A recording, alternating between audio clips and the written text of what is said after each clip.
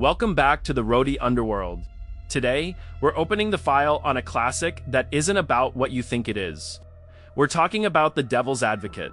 At first glance, it masquerades as your typical rise-to-the-top story.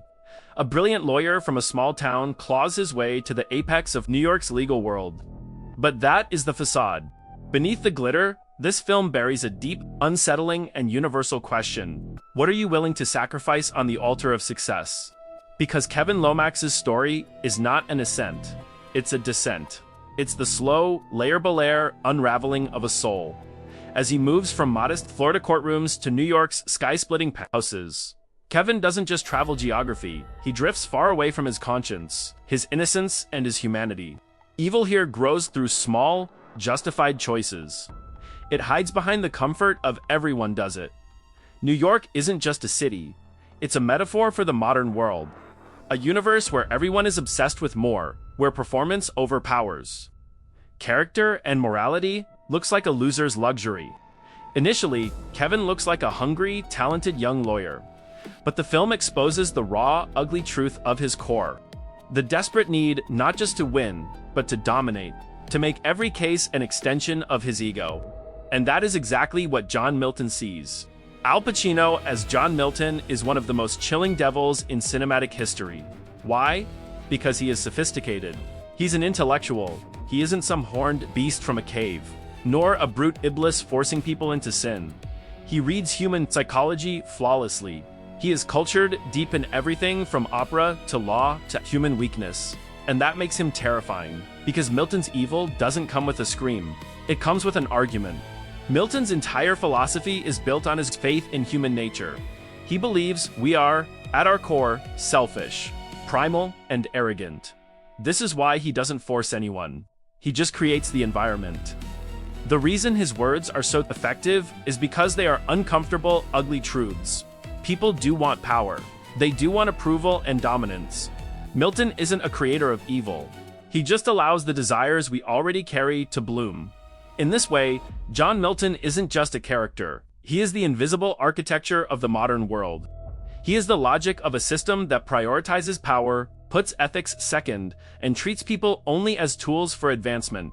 When he speaks to Kevin in that calm, reassuring tone, he is saying, "Evil doesn't need a scary mask. The modern devil feels you.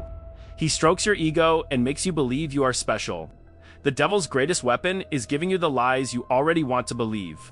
Milton teaches Kevin a very dangerous lesson. Intelligence must be concealed.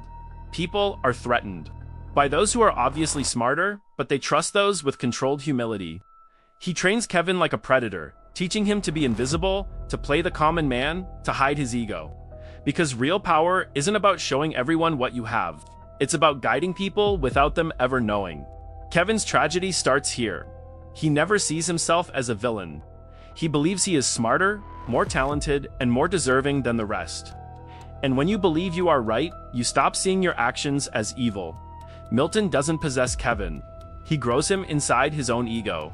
His wife, Marianne, is the tragic witness to this collapse. While Kevin is obsessed with the illusion of ascent, she sees the rot beneath New York's shine. Kevin's obsession makes him blind. He doesn't notice.